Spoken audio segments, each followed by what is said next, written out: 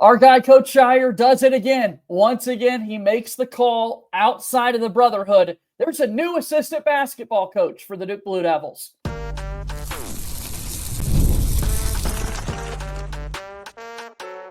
You are Locked On Blue Devils, your daily podcast on the Duke Blue Devils. Part of the Locked On Podcast Network, your team every day. Hello, everybody. Welcome into another episode of the Locked On Blue Devils podcast. My name is JJ Jackson. So excited to have you here with us today on May 1st, 2025. The month of May has arrived, and we're so grateful that you're here with us here on the program. If you have not done so already, please be sure to follow and subscribe to Locked On Blue Devils for free, wherever it is that you get your podcasts. Make sure you go ahead and leave us a 5-star rating and written review, particularly on the Apple Podcast platform. Appreciate when you take the time to do those things. It helps us go a really long way in growing the show. Also, we're on YouTube. You can watch our show each and every day. Really proud of the YouTube growth that we've seen over the last several months and want to continue that climb. We're getting closer and closer to 4,000 YouTube subscribers, which is just such a hard number for me to wrap my brain around. And it's all thanks to you guys for pouring into the show each and every day. On today's show, Kevin Connelly is back with us once again, one of our all-time favorites, as we're talking about the new news. Evan Bradtz is the newest assistant basketball coach for Jon Scheyer and the Duke Blue Devils. Once again, outside the brotherhood, a hire is made, and so we'll bring Kevin on to discuss all of that here on the program. You can follow us on X at LO_Blue Devils. Also check us out on Instagram and TikTok. We've got a lot of content that we're posting over there on those platforms as well. Again, subscribe to YouTube, like us wherever it is that you get your podcast, leave us a 5-star rating and written review, and let's get going. Let's get Kevin Connelly here on the program today to catch us up to speed on all the latest news and notes. Here we are, Kevin. Look at the calendar, man. It's May 1st. On to another month here in 2025, man.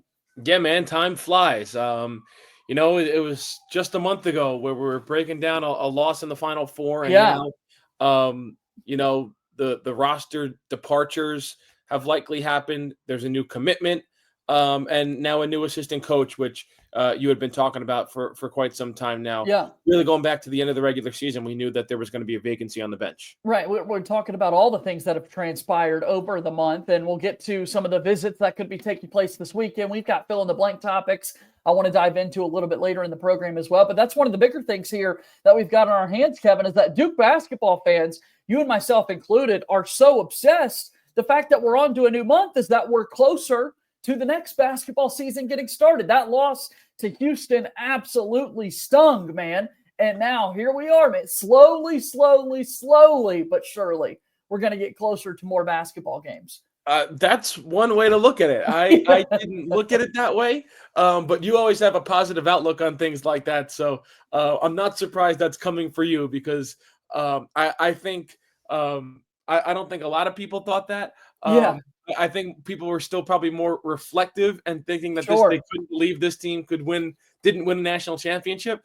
But the fact that you're saying we're a month closer to Duke basketball returning is certainly having a positive outlook on life. Absolutely. Well, let's get into it, man. Let's talk about this new assistant coach for the Duke Blue Devils. We're talking about Evan Bradtz, a 31-year-old assistant coach by way of Jamestown, Ohio, originally. So not even in, the Durham, North Carolina footprint. He played college basketball for the Belmont Bruins. He was a 2-time OVC Conference Player of the Year, the all-time leading scorer in Belmont basketball history. Those are his accolades as a player. And then he's also been able to put together a pretty impressive coaching resume as well, coming from the NBA, coming from NBA staffs with the Boston Celtics and the Utah Jazz and a lot of the player development department. Very, very fascinating hire here in Evan Bradtz. Let's get back to who he is in just a moment, Kevin. But first, I want to hear from you about Jon Scheyer going outside the brotherhood again for this. Well, I think that's something that we talked about when Jon Scheyer was first hired and hiring Jay Lucas. It was the first time in what felt like forever that Duke is going to have an assistant coach who had no affiliation or connection with Duke.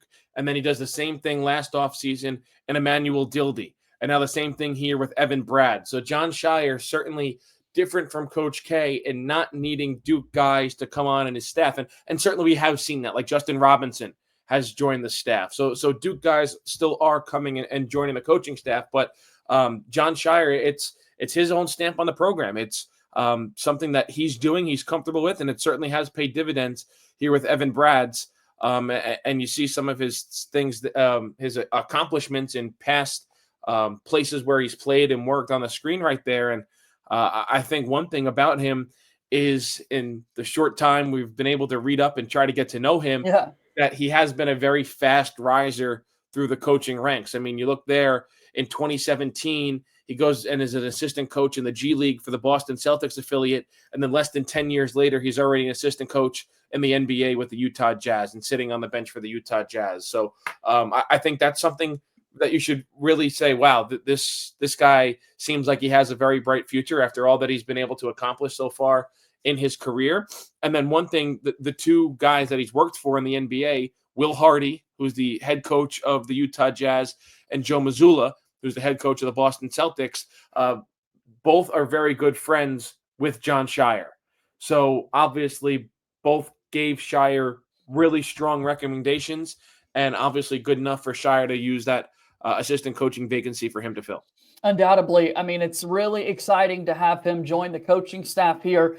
Jon Scheyer's quote in his release said, "I'm excited to welcome Evan and his wife, Mackenzie, to Durham. Evan brings an unbelievable basketball mind, NBA player development experience, and a unique ability to build meaningful relationships with players, something that's core to our culture. His experience, vision, and forward-thinking approach will help keep Duke at the forefront of college basketball. We're excited for what's ahead." End quote. And then Evan Bradds in the press release talks about, "I am honored to be joining the Duke basketball program. I want to express my immense gratitude to Coach Scheyer for this opportunity. I'm looking forward to working alongside Coach Scheyer and the Duke team to help continue the long-standing tradition that is Duke basketball." End quote there. So 31 years old, played at Belmont, originally from Jamestown, Ohio, standing 6'7", scored over 1,900 points in his career, along with over 900 rebounds. So he's familiar with all levels of play, whether it be in the post or guards out on the wing from his days as an NBA player development guy. And once again, I think this is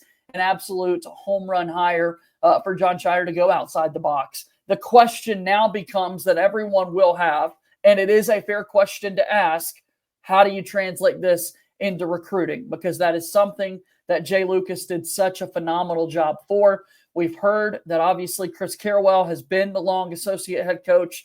He'll continue to work his tail off as one of Duke's top recruiters. Emmanuel Dildy slides a seat further up onto the bench there, recruiting for this Duke basketball squad. We've got Evan Bradds here. You've got Justin Robinson, who's Duke's director of player development. Will Avery is another one of the assistant coaches for Duke, who Jon Scheyer hired and who played for Duke in the early 2000s. So recruiting is certainly going to have to continue to be a focus for this Duke squad as well. And look, for Evan Bradds, it's hard to pick other people, better to learn from than the staff that he's going to be joining when it comes to learning the recruiting dynamics there. Yeah, well, 100%. And I think you're looking at Chris Carrawell to continue his recruiting, his spot in the recruiting place, and Emmanuel Dildy. I think more for Evan Bradds, it's going to be what he does, not necessarily an X's and O's standpoint, but in player development and the analytics side of the game. He's now been on NBA benches and inside these NBA coaching meetings. He knows where the game is going. He knows how the NBA style of play is. More importantly, he knows what NBA organizations and NBA coaching staffs look for in players trying to progress up to the next level. So I think everything in his experience will certainly help him in this role with Duke. Really excited to see how it all comes together for Duke basketball going into the new season. Of course, we'll have plenty of thoughts and coverage about Evan Bradds and his impact in the days and weeks to come. We've got some exciting fill-in-the-blank topics that we need to dive into here on today's program, and we'll do that after we take our first time out. Locked On Blue Devils here today is brought to you by our friends over at the Amazon Fire TV Stick 4K. Did you know that your Fire TV is also an Xbox? Turn any TV into your gaming and entertainment hub with the Fire TV Stick 4K devices, no console required. Just grab your paired controller, subscribe or sign in to Xbox Game Pass Ultimate with EA Play included, and you're ready to go. Dive into hundreds of premium titles, including EA Sports College Football 25 to Call of Duty, as easily as you stream your favorite shows and movies. It's the absolute best thing in the whole wide world. I love having the Amazon Fire TV Stick 4K device. I don't have to find myself flipping between all these different apps. I could do everything on the Fire TV Stick and also game, which is absolutely incredible. Go ahead right now and head to Amazon.com/Fire TV Locked On to get started. Again, Amazon.com/Fire TV Locked On to get started. Xbox Game Pass Ultimate subscription and compatible controller required. Available on select devices, including Fire TV Stick 4K 2nd Gen, Fire TV Stick 4K Max 1st and 2nd Gen, and Fire TV Cube 3rd Gen. Amazon Fire TV is a proud sponsor of Locked On Blue Devils. All right, we keep going here on today's episode of Locked On Blue Devils. I'm JJ Jackson. You can follow me on X at _JJ_Jackson_. Kevin Connelly from Ball Durham is here with me on the program today. Give him a follow on X as well at Kevin Connelly 24 as we talk about this Duke basketball team going into the upcoming season. Kevin, you and I love to get some fill-in-the-blank questions from viewers. People can send them in to us, or any questions for the mailbag as well. We'll dive into them now. I want to continue talking about Cedric Coward, the commit for Duke. Cedric Coward's impact will be blank compared to this past season's transfers. How would you answer this question? Typically when we do this, JJ, I like to go the one-word answers. Yeah. I didn't know if I had an adjective to Buy one. slide in there. Yeah. So I guess I'll use a phrase. And you hope similar. Yeah. Like you hope his impact is, I'm going to change the sentence around, is that you hope his impact is going to be similar than compared to the transfers that Duke just had this past season. When you look at the size and some of the stats that he's had at other schools, you're hoping for that Sion James replacement, right? You're thinking a guy who can handle the ball some, is going to be a physical presence who can really shoot the ball from the outside. And I think with Cedric Coward, he has more of a versatile game than Sion James did in putting the ball on the deck, being a little bit more athletic as compared to Sion James was more like bulldog and bully type of a player, and Cedric Coward seems a little bit more athletic than that. So I think those two players are good comparisons, and you're hoping that Cedric's impact, assuming he still does come to Duke, is similar to that of Sion James. Yeah, dude. Let's be bold here, okay? Let's be bold here as we start May. Cedric Coward's impact will be greater than this past year's transfers, and that is saying a whole lot given what Sion James, given what Mason Gillis, given what Malik Brown were able to do for the Duke basketball squad in 2024, 2025. I say that, and Kevin, I'm also starting to see more and more footage from the Draft Express guys and people putting together combine looks, early looks at what they're expecting to be. I'm getting more and more terrified that this guy's not even going to play for Duke because people are going to fall in love with his intangibles, his measurables, the type of basketball player he can be. If he comes to Duke, though, given the radar that he clearly already has on the NBA level, I think he's ready to make a really impressive impact. But yeah, I wanted to get that off my chest today, Kevin. I got a good night's sleep last night, and here I am waking up in the month of May. I was optimistic in April that we were going to get this guy on campus. Now I'm a little worried, man. I'm a little worried that the NBA is going to come calling. Well, listen, and I can't forecast the future. If he kills it in these workouts, who knows what he's going to end up doing. But Duke would not have as aggressively pursued him if they didn't think he was going to come to Duke, regardless of what happened in these NBA workouts. I say that with that being the case of 48 hours ago and kind of what we saw. But yeah, that Jonathan Gavoni tweet of one of his workouts and everything he was able to do, I think it raised the eyebrows of a lot of people, especially in the Duke world, saying, oh man, like this guy maybe has a legit chance at being a back end first round pick.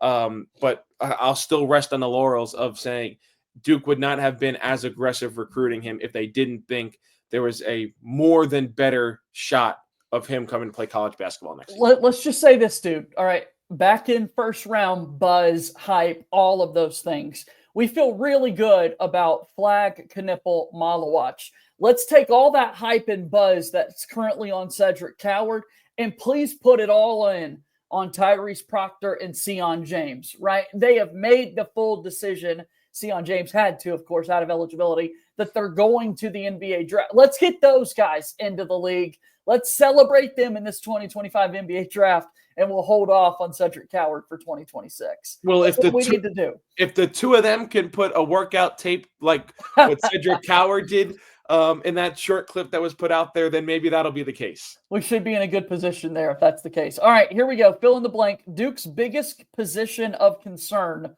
right now is blank. I think it's point guard. Yeah. I think, with Caleb Foster, got moved off the ball for the most part, then was out of the rotation. And then you look at it, he kind of projects right now as your starting point guard. And then behind him, you have a freshman in Caden Boozer, who certainly is a highly thought of recruit. He is certainly a player that you could have high hopes for, but there's still that question of him coming to the college game. How quickly is he going to translate? And I think the most vital position where you need to be old and where you need to have a veteran and where you need to have leadership is point guard. So I think right now that would be my biggest position of concern for Duke, because I do feel good about your starting center and Pat Gongba. I feel really good about your starting power forward in Cameron Boozer. I feel really good about I'm trying to go through now. You're probably your starting small forward in Isaiah Evans. And then like we just said, we're assuming Cedric Coward is coming to Duke and he is going to be the shooting guard. Starting wings. So I think it has to be point guard where you're most concerned right now. Yeah, I'm excited to see what Caleb Foster is going to be able to do for the Duke team this next season. But I think that it's also fair to be a little concerned as to what that looks like when traditionally we've seen him kind of put his head down, get to the bucket, try to make plays for himself. Now he's got to truly get this team in sets and get them ready to go and that sort of thing. And when you look at just the ball handling aspect of all of that, that could be a level of concern for the Duke basketball team going into the next season. And that's going to set us up perfectly for the next fill in the blank that we want to dive into. And of course, we'll have that discussion after we take our next timeout. Friends, Locked On Blue Devils here today is brought to you by our friends at Monarch Money. Ever check your bank account and wonder, where did all my money go? Between dining out, online shopping, and entertainment, it is easy to lose track. That's where Monarch Money comes in, your personal CFO, giving you full visibility and control over your finances. Monarch Money isn't just a budgeting app. It's a complete financial command center. You can track all your accounts, investments, and spending in one place, so you don't have to stop just managing your money and you can start building wealth. I love it. It's all in one convenience. I'm not having to juggle multiple apps anymore. I could just use Monarch to check my finances, track the spending, and even plan long-term goals. Take control of your finances with Monarch Money. Use code LOCKEDONCollege at monarchmoney.com for 50% off your first year. That's monarchmoney.com, code LOCKEDONCollege, LOCKEDONCOLLEGE, for half off your first year. Monarch Money is a proud sponsor of Locked On Blue Devils. Okay, I've got my guy Kevin Connelly here from Ball Durham. We're doing some fill in the blanks. Comment down below on this YouTube video or send us your thoughts on X at @LO_Blue Devils, how you would answer some of these fill in the blank topics that we've got. So I said ball handling would be a teaser going into the last break. So here it is. Blank could have an underrated impact as a ball handler when we look at next year's squad. I'm thinking Isaiah Evans, Kevin. That's kind of the direction I wanted to go in. Is that where you were going, or what did you say? That's not where I was going. Okay. I was going to go Cedric Coward. Okay. I think I kind of just highlighted the concerns with the point guard position for Duke next year. Now, there's still potential. I know the portal does not have a lot of guys left in it, but there's still, I guess, a couple of guys out there they could add, even though they're not really looking in that direction right now. But I think, could Cedric Coward be a guy who brings the ball up every so often in a game? Now, you look at his past numbers, and he's not really a high-level assist guy. He averaged under 2 assists in his 2 seasons at Eastern Washington, and then He did average just under 4 assists in the 6 games played against with Washington State. But I'm thinking, okay, if Caden Boozer, not that you don't trust him, but he's a freshman. Like you're going to have the freshman point guard, because even when Duke has had success with a freshman point guard, Tyus Jones, Quinn Cook was right there alongside of him to be that veteran presence. So I think maybe Cedric Howard could be, and again, I'm not saying Cedric Howard's going to be the point guard. We're saying who could be an underrated guy that could handle the ball. I would go with Cedric Howard. Yeah, anybody that can help in that regard is really special and something to look for. I mean, Duke had so many sets where Connley was the initiator, or Cooper Flagg, or Sion James, or Tyrese Proctor. I mean, they had so many different looks, which is what made them so dangerous to scout and to go up against. That's why I wanted to put Isaiah Evans in that conversation, because we know what he is as an outside shooter. As he goes through this draft process and starts to hear feedback, 82% of his shots were from three-point range this past year. What does the rest of your game look like, Mr. Evans? And this is the perfect opportunity for him to show off a little bit more to his game, and I think that could be really important. Well, I think he has to. I think he has to show that he's more than just a three-point shooter, especially at the college level. Now, in the NBA, when he gets there, he'll probably, again, be a guy who has 80% of his shots are from beyond the three-point range, because that's what he probably projects as at the next level. But entering your sophomore year in college, you still have to show that you're able to do other things than just come off screens and whatnot and let it fly from three-point range. All right, so let us know who you think could have an underrated impact as a ball handler. One more. Jon Scheyer's best trait as a coach is blank. We've seen 3 years of this now, as we're firmly in the Jon Scheyer era. When you look at the traits, his best, what would you put up there? It's his adaptability. And I think that's a word, right? That's the way to get it. Yeah. His adaptability. This is, and I hate using this phrase, it's unprecedented times in college basketball right now, in college sports, transfer portal, NIL, guys coming, guys going, conference realignment, everything that is just swirling around in college basketball right now. And none of it has phased Jon Scheyer through 3 years. We've seen him really use the portal. We've seen him really lean on high school recruiting. We've seen guys leave. We've seen guys enter, and nothing seems to faze him. He always has this Duke team playing well, in contention in the conference, in contention nationally. So I think the way he's been able to adapt to the ever-changing landscape of college basketball is his best trait. Adaptability. I love it. A noun, 6 syllables, the quality of being able to adjust to new conditions. That's Jon Scheyer, Kevin. I mean, that is absolutely Coach Scheyer to a T. I think you're spot on, though, the way that no matter what the team has looked like, he's found different ways to win and make the team successful and put the best version of a Duke basketball team out there each and every year. And I didn't even really talk about on the court. I'm talking about all the outside stuff. Yeah. When you look on the court and kind of what you said, he's had very different teams his first 3 seasons. I mean, he had this past season a team that really could do it on both sides of the floor, right? They could really score the ball, they could shoot the ball, and they defended at a high level as well. His first 2 teams, at times there was really offensive struggles. But how did they win? They won with defense. They won with 7 double 7-footers in there with Derek Lively and Kyle Filipowski. He's won dealing with injury. If you look at Dariq Whitehead and what he had to go through his freshman season. He's been able to win in a variety of ways. People keep coming to the show every day because they never know what to expect. And here you and I are pulling up the Merriam-Webster dictionary for me to let people know.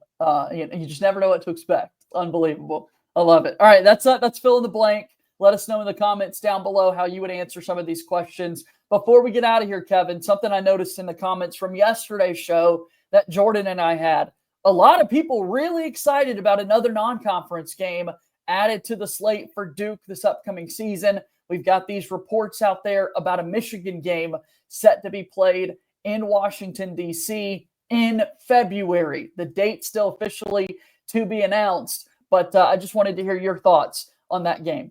Well, Jon Scheyer said, going back to the Illinois game from this past season, which was in February in New York, that he wanted to do it again. He wanted another non-conference game in February, break up the monotony of ACC play, get his team prepared for what they're going to be facing in the NCAA tournament. They got neutral site. Neutral site. They got that with Illinois and Madison Square Garden this year. And next year, they're going to get another Big Ten team in Michigan, who's supposed to be a really good team coming into this season. and they're going to get it in Washington, D.C. So Michigan has a big alumni base. Duke has a big fan base, not that far of a trip from Durham.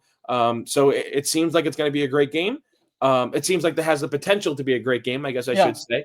I know Duke is going to be have another really packed non-conference schedule, and we'll see what else. I've heard some things that what it could look like. I guess we'll have to wait to see for further confirmation if, in fact, some of those things are true. Elliot Cadeau, point guard for the Michigan Wolverines. Can't run away from him. You know, we had the Caleb Love saga with a couple of matchups there at UNC, and now in the day and age of the transfer portal, your most hated rival and the Duke Blue Devils, sometimes you go find a new home, and they're still right there around the corner, man. Yeah, you know, you said it perfectly. You had Caleb Love, and you saw him 3 times? 3 times. After he left North Carolina. And now Elliot Cadeau, you're going to, assuming he's healthy, knock on wood, you're going to see him at least once. And who knows, maybe a second time is coming down the road as well. All right, we've got a lot of news each and every day. Recruits coming in this weekend. Braden Hawthorne is a high school senior that's going to be on a visit there at Duke. We've got the schedule like we're talking about. Evan Brads is a new assistant coach. All of that and more is over at Ball Durham. Right, Kevin? Yes, sir. BallDurham.com. Come read us every single day. We got tons of content up there. You mentioned Braden Hawthorne. I would say right now he's probably in the pole position to be that next addition to this Duke basketball roster. We'll see if that comes to fruition. Former West Virginia commit, and he is in the class of 2025. So we'll be fully on top of that and anything else and any other news that shakes out over this weekend and into this month of May. Yes. Kind of how we started this podcast, JJ. Yes. In the month of May, we're covering it all over at BallDurham.com. Kevin, you and I, we're diving into some end-of-year player reviews next week. So the next time you're on, we'll start to dive in and we'll go back and kind of recap the great season that it was. I'll see you then, my friend, okay? Can't wait, JJ. All right, that's Kevin Connelly here from Ball Durham joining us on today's episode of Locked On Blue Devils. That's going to do it for today's show. Thank you for your support. Come back tomorrow. Steve Wiseman from the Raleigh News and Observer slated to stop by and give us all the latest news and notes he's hearing about John Shire and company going into the new season. As always, go Duke. I'll talk to you tomorrow. My name is JJ Jackson. Thank you and good day.